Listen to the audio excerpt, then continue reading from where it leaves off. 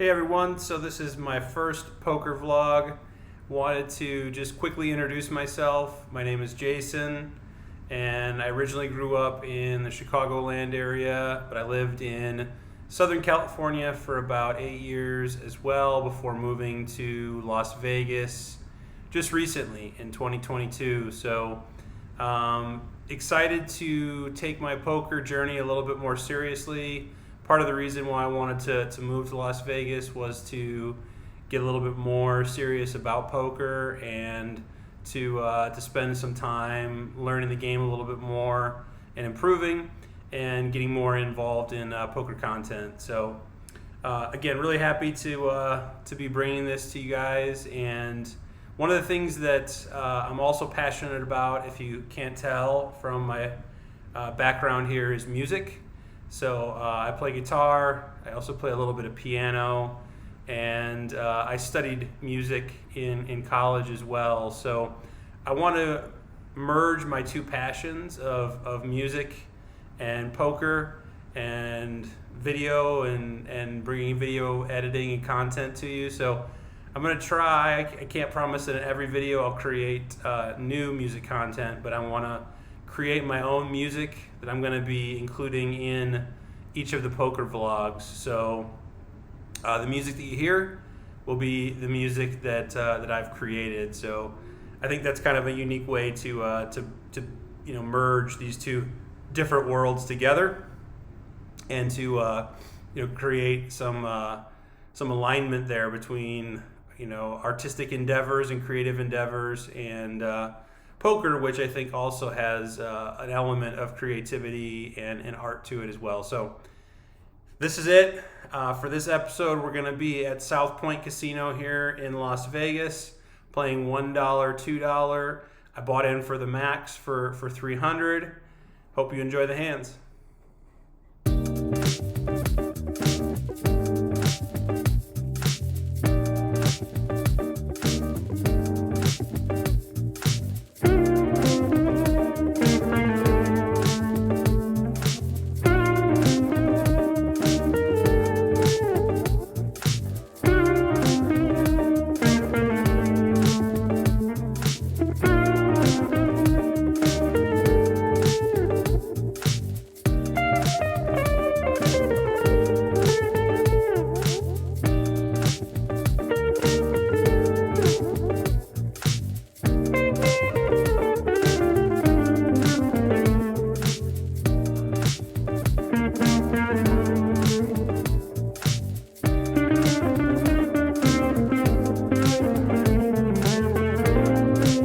Okay, first hand of the night, we look down at King 9 of Hearts, early position.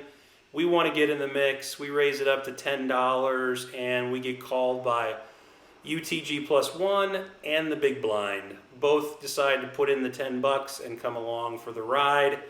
The flop is King 7 deuce all clubs. The big blind checks. I go ahead and I wager $15 c-bet here. Could go a little larger, maybe 20, to really charge their holdings with a single club in their hand. As is, both players call the $15, and we are off to a turn with an additional $45 going into the middle. Turn is the 4 of spades. Big blind checks to me. I go ahead and check here. This is a mistake. I should be betting, charging those hands that I mentioned earlier. Under the gun +1 makes it $35 to go. Big blind folds. I go ahead and stick in the $35. I think with my top pair, I'm ahead of a lot of his range here. The 5 of clubs peels off on the river. I check. Under the gun +1 shows pocket eights with the 8 of clubs. We lose this hand. Okay, in this next hand, we are in the big blind. We look down at 10, 7 of diamonds. We get 5 players going to the flop. Limpers everywhere. We check our option, and the flop comes down King 10 deuce with 1 diamond. So we have middle pair with a backdoor flush draw. The small blind bets $7. We're not going anywhere. We're going to go ahead and make a call. I think we have enough equity here to peel one off, and we see a very welcome 3 of diamonds on the turn. So we pick up additional equity with our flush draw and a pair. The big blind then reluctantly throws out another bet of $15 here, and we go ahead and make the call. We have showdown value with our 10, plus we could hit our diamond here on the river. The river is an offsuit 6. I believe it was the 6 of clubs. And the big blind throws out a very small bet here of $10. I view this as weakness. He could have a middling pocket pair that he's been betting. He could have a 10 himself. I don't feel like he has a king in his hand when he does this. I decide that I can go ahead and get him off his hand, and I turn my 10s and misdraw into a bluff here. Make it $45 to go, and this puts the small blind into the tank. He takes quite a long time here, hems and haws quite a bit about how 2 pair is good. He can't beat 2 pair. So it's possible he does have a king in his hand, probably a weak king that he does not feel comfortable calling with. So after quite some time, he eventually does send those cards into the muck, and we end up taking down this pot. Always nice to book a W and bring one in. So there you have it. Nothing too crazy in this one. We look down at pocket 10s in the small blind. We get a ton of limpers. I think there's 5 limpers that are in front of us, and we go ahead and make it $20 to go out of position. And it's just important to attack those limpers in these games. They all fold, they all get out of the way, and we end up taking down this pot. Okay, this hand isn't too crazy, but I wanted to get some comments and feedback.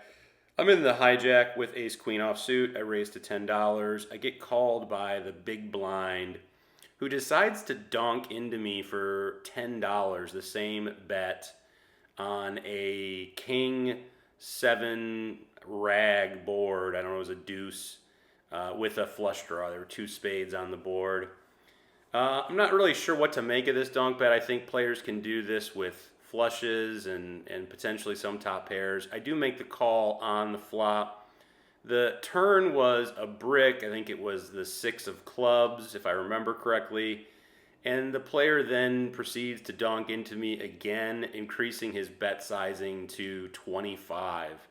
I feel like now this is a top pair hand that's trying to protect against draws. And I think it over for some time, but I really don't think the best play here is to continue, so I opt to fold my ace high.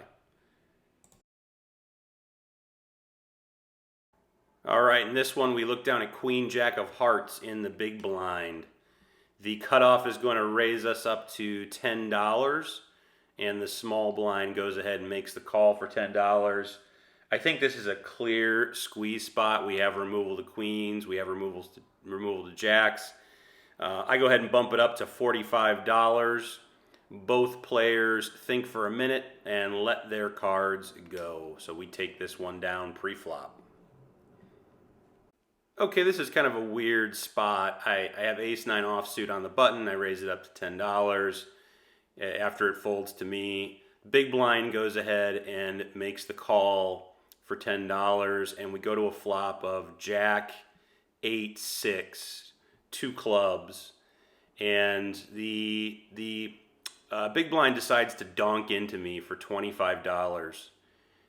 Seems a little bit strange. I don't know what players are really donk betting in these types of situations. I do have some removals to clubs with the 9 of clubs, so I go ahead and I make the call. Probably a little bit speculative here.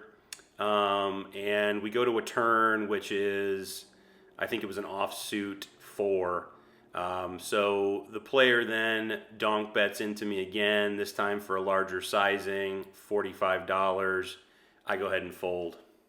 All right, so we have ace-jack offsuit. We have a couple limpers. In the middle position, player decides to make it 7.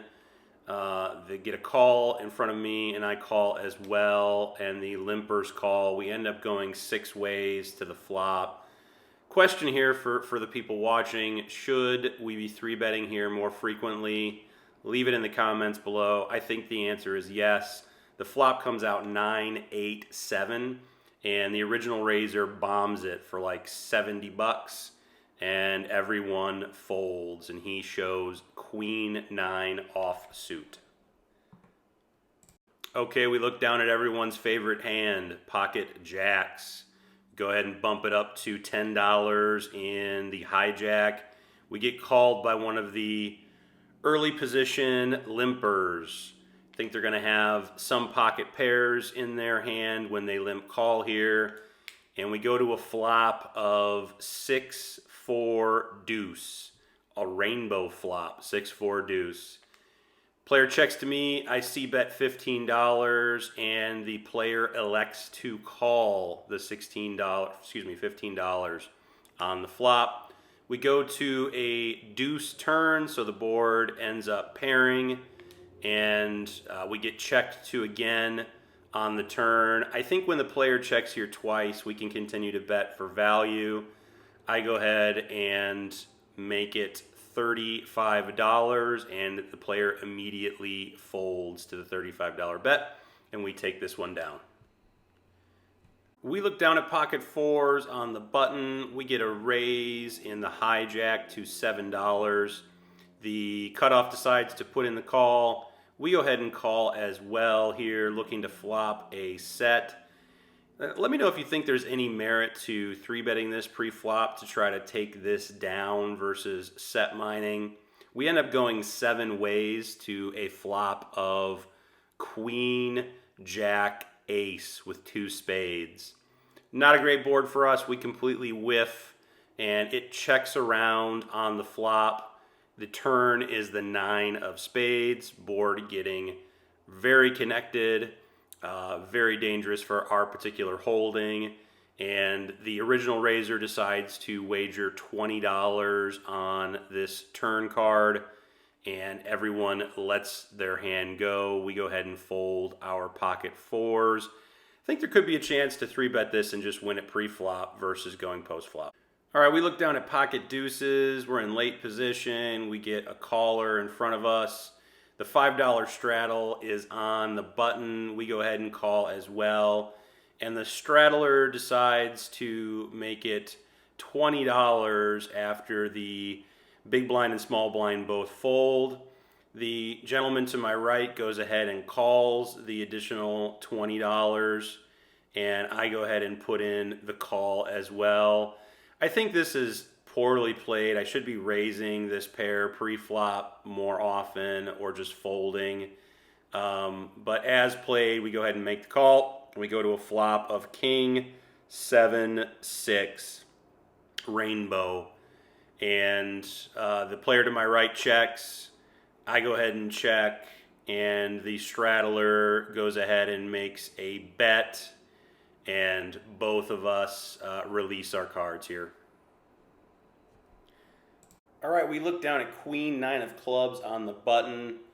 We end up getting a couple limpers in front of us, so we raise it up to $12, and we get one caller who is in the hijack, puts in the additional $10, and comes along to the flop. The flop comes down, a very, very good flop for us. Queen 10-6 with 2 clubs. So we have top pair with a flush draw. The player checks to us. We go ahead and c-bet $15 on this wonderful flop, and we get called. The turn is the 8 of clubs. So we now have a flush and a straight flush draw. We're doing really well here on this particular board. When the player checks to us, we're going to keep betting. I make it $35 to go, and this player thinks for quite some time here in this spot. We're obviously praying for a call or even a raise, but unfortunately the player opts to fold. All right, we're in early position under the gun. Look down at the Cowboys, the Pocket Kings, King of Spades, King of Clubs. The $5 button straddle is in effect. We raise it up to $20. We're going a little bit larger here because of the straddle. We want to get one caller, and that's what we end up with when the middle position player goes ahead and puts in the $20. We go heads up to a flop. Flop is Jack, 7, deuce with 2 clubs. And we go ahead and get a little tricky here on this, and we check, trying to induce a bet from this particular player. And wouldn't you know it, he decides to jam his remaining $120-ish into the middle. We snap call, and the turn and river come out clean. We take down this pot. Easy game, easy win. Pocket Kings come through here in the clutch.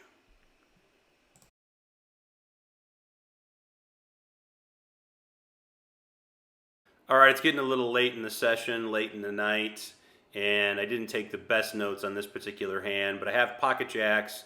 We get a raise in front of us to $10, and I make a mistake here and elect to call the $10. I think I should be 3-betting here almost always to isolate and get this heads up. As played, we end up going 4 ways to a flop, and the flop is not too great for us. We see a king, a 10, and a 6. It's a rainbow board, so there's not a lot of draws, but I think as played, our hand is under rep, so when the original raiser puts in a $12 bet, we go ahead and make the call, and everyone decides to come along on this particular flop and make the call as well. So we put in that $12, and we go to a turn, which is a queen. So we get another card that is over our pair. And action gets absolutely bonkers here on this turn card. There is a lead out for, I believe, $20. And then the original raiser puts in a raise to $75. We have a player that ends up tanking for quite some time, thinking about their decision and what to do here before finally letting their hand go. And we follow shortly thereafter, pretty quickly folding our hand as well. I think we played this one pretty poorly. I think had we 3-bet this pre-flop, we'd be in a much better spot to potentially win this pot. All right, last hand of the session, we look down at Pocket Kings again, King of Hearts and the King of Spades. In the small blind, we get a raise to $7 and a re-raise to $20 in front of us. And of course, we're going to be putting in the 4-bet here. I think it's the right play. The particular player who re-raised is a very tight player who I've played with many times. I know very well. So we go ahead and bump it up to $45. The 3-better thinks for a very short amount of time before putting all of his chips in the middle. He's short stacked. He has about $150 or so total. We go ahead and call it off. We're never folding here. If he has aces, so be it. The flop comes out pretty much all small cards, and he indeed turns over the pocket aces, and we end up losing this pot to end the night.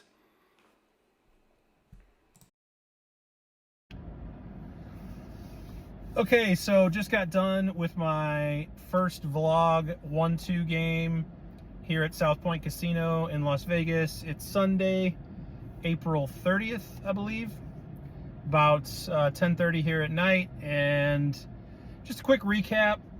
The game was so-so, typical 1-2 game, a lot of short stacks, a lot of limping, pretty, I would say, weak, tight play. I feel like I played really well in some spots, and I played really poorly in other spots. I didn't take the best notes, so forgive me if some of the hand review is a little rocky. I'm going to do my best. It will get better over time, guys, I promise.